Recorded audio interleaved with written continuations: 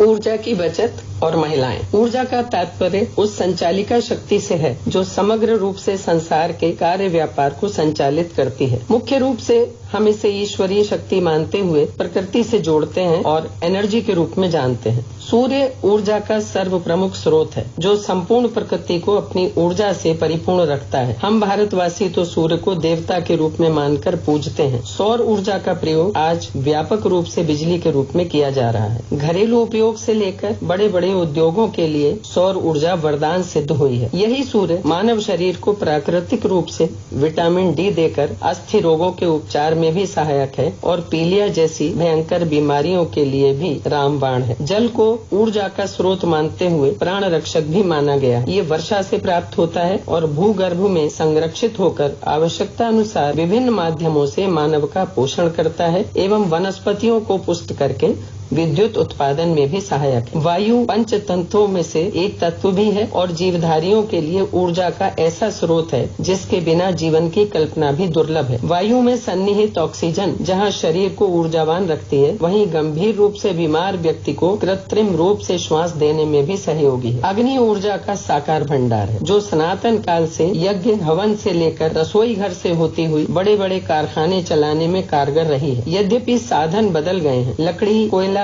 मिट्टी का तेल, गैस और बिजली के द्वारा अग्नि की ऊर्जा से दैनिक कार्य व्यापार संपन्न होते हैं, तथापि अग्नि का प्राकृतिक स्वरूप आज भी पूजनीय है। डीजल और पेट्रोल भी आज ऊर्जा के प्रमुख साधन हैं जो वाहनों के संचालन में निरंतर उपयोग किए जा रहे हैं। अब प्रश्न ये उठता है कि ऊर्जा की बचत या संरक्षण में महिलाओं का क्या सहयोग है? महिलाएं किस प्रकार ऊर्जा की बचत कर सकती हैं? स्वाभाविक रूप से ऊर्जा की बचत करना हर व्यक्ति की जिम्मेदारी है, पर महिलाएं परिवार की धुरी कही जाती हैं। वे कामकाजी हों या गृहिणी, वास्तव में होम मेकर हैं। गृह प्रबंधन उनकी ही जिम्मेदारी समझी जाती है। पूरे घर के रखरखाव, साज संभाल और परिवार की सुख सुविधा और स्वास्थ्य का ध्यान रखना उनका नैतिक कर्तव्य बन जाता है। काम वो स्वयं करें या दूसरों से कराएं, निर्देश उन्हीं का होता है और बचत का गुण तो महिलाओं में स्वभाव से ही होता है। एक एक रुपया जोड़कर वे व्यक्तिगत खाते को समृद्ध बना लेती हैं, जो विभिन्न अवसरों पर या विपरीत परिस्थितियों में सहायक सिद्ध होता है। सबसे पहले हम बात करते हैं बिजली। आज घरों में बिजली कनेक्शन के साथ जनरेटर, इन्वर्टर व सोलर सिस्टम भी विकल्प के रूप में है और घर में बल्ब, ट्यूबलाइट से लेकर पंखे, cooler, fridge, AC, heater, geyser, microwave, washing machine, mixie और प्रेस के साथ टीवी और कंप्यूटर भी उपलब्ध हैं और सभी चीजें सबके काम की हैं। बिजली का दुरुपयोग रोकने में महिलाएं स्वयं भी जागरूक हों और अन्य सदस्यों को भी ऊर्जा संरक्षण की शिक्षा दें, प्रेरणा दें। इसके लिए जरूरी है घर में अनावश्यक बल्ब या ट्यूबलाइट्स न जलाएं। दिन में केवल अंधेरे स्थान में ही प्रकाश करें। सामान्य रूप से लिखने पढ़ने वाले लोग टेबल लैंप का प्रयोग करें। साधारण बल्ब के स्थान पर CFL का प्रयोग करें जिससे कम वाट में अधिक रोशनी हो सके। कमरे से बाहर जाते समय टीवी, पंखा, कूलर या AC बंद करें। कई बार ऐसा होता है कि खाली कमरे में सब कुछ चलता रहता है। अच्छा हो ये सबकी आदत बने कि बिजली की बचत का ध्यान रहे। फ्रिज में रखने से पहले खाद्य सामग्री गर्म नहीं होनी चाहिए, न ही फ्रिज से निकालकर एकदम गर्म की जानी चाहिए।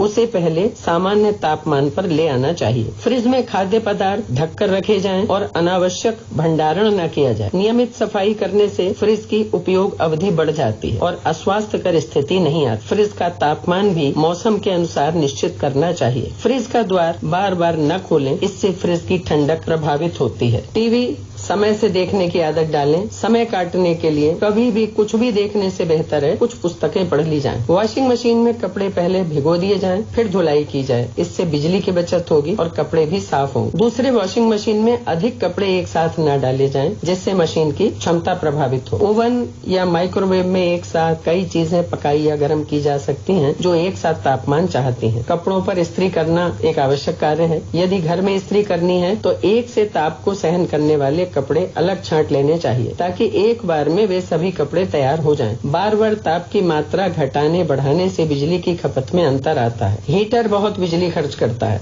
इसका प्रयोग सावधानी से करना चाहिए। हर समय कमरा गर्म रखने से ऑक्सीजन का स्तर भी कम हो जाता है। गीजर से पानी का काम समाप्त होने से पहले गीजर बंद कर देना चाहिए क्योंकि काफी पानी गीजर में स्टोर भी रहता है। अब बात करते हैं जल के संबंध में। मेरा मानना है कि पानी को सभी को किफायत से खर्च करना चाहिए। अब पानी को पानी की तरह बहाने का समय नहीं रहा है। महिलाओं का अधिकतर समय रसोई में बीतता है, इसलिए पानी की बचत भी उन्हीं की जिम्मेदारी मानी गई है। घर की सभी टंकियां दुरुस्त होनी चाहिए। टोटियों से बूंद बूंद रिश्ता पानी भी टैंक खाली कर देता है। दाल चावल जैसे खाद्य पदार्थों को पहले भिगो कर रखना चाहिए, जिससे पकने में कम समय लगे और पानी भी कम खर्च हो। पीने का पानी भी आवश्यकता अनुसार लेना चाहिए। अतिथि सत्कार में भी गिलास भरकर पानी न दें तो बेहतर होगा। यदि आपको प्यास नहीं है तो विनम्रता से मना कर दें। केवल एक घूंट पीकर पानी व्यर्थ न करें। वॉशिंग मशीन से निकला पानी धुलाई सफाई में काम आ सकता है। कार या मोटरसाइकिल की धुलाई में बाल्टी मग का प्रयोग करें। पाइप से लगातार पानी निकालना पानी की मात्रा को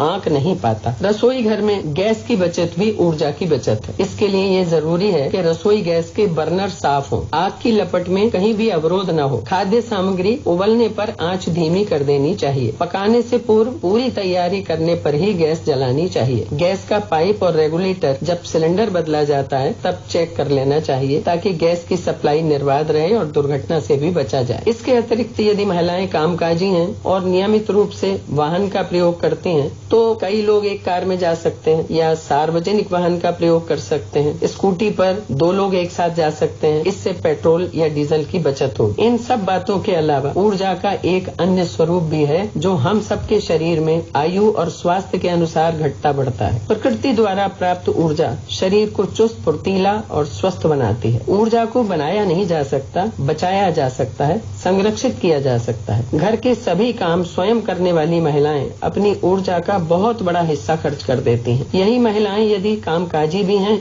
तो दोनों मोर्चों पर काम करके वे इतना थक जाती हैं कि कार्य का भार उनको अस्वस्थ कर देता है। ऐसे में योजना बनाकर काम करें। परिवार के अन्य सदस्यों का भी सहयोग लें। छोटे बच्चों को भी प्रेरित करें छोटे छोटे काम स्वयं करने के लिए, और अपनी ऊर्जा बचाने के लिए कुछ आराम और मनोरंजन का भी प्रावधान रखें। पर्याप्त नींद और संतुलित आहार के साथ सकारात्मक दृष्टिकोण अपनाएं। घर में कुछ पेड़ पौधे लगाकर मन को आनंदित करें और वायु को शुद्ध रखें। स्मरण रहे, महिला यदि स्वस्थ है, ऊर्जावान है तो पूरा परिवेश ऊर्जित रहेगा। परिवार और समाज की ऊर्जा पूरे देश पर सकारात्मक प्रभाव डालेगी। अतः ऊर्जा बचाएं, भविष्य सुखद बनाएं। धन्यवाद।